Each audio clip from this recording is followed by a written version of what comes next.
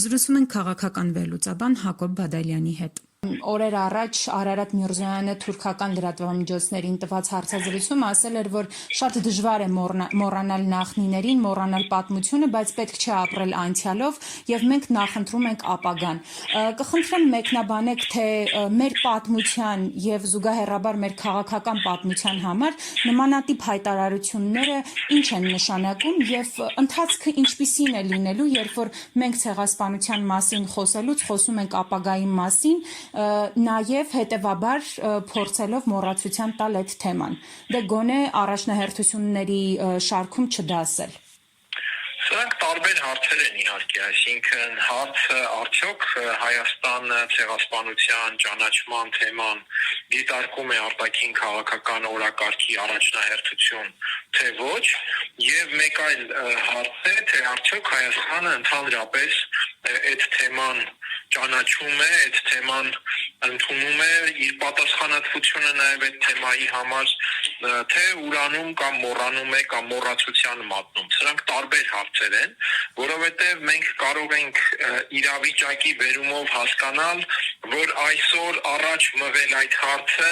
մեղմ ասած իրատեսական չէ, որովհետև չեմ կարծում, թե առանձնապես միջազգային օրակարգում որևէ մեկին այդ հարցը հետաքրքրելու է։ Միևնույն ժամանակ չլուծելով մեզ համար էական խնդիրներ, այդ հարցը կարող է առաջացնել խնդիրներ արդեն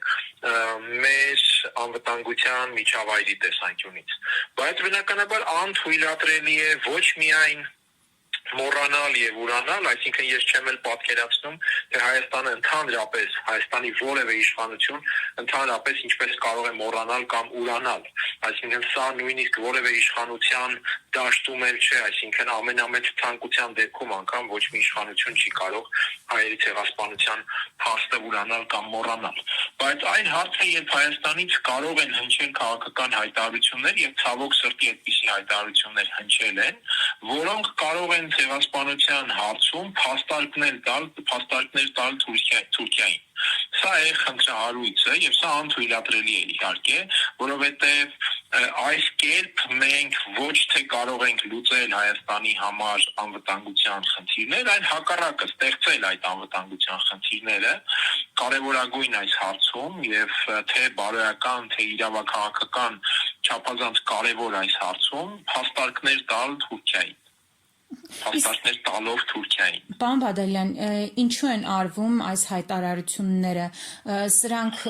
քաղաքականության մաս են կազմում այսօրվա իշխանության, թե միամտաբար են արվում։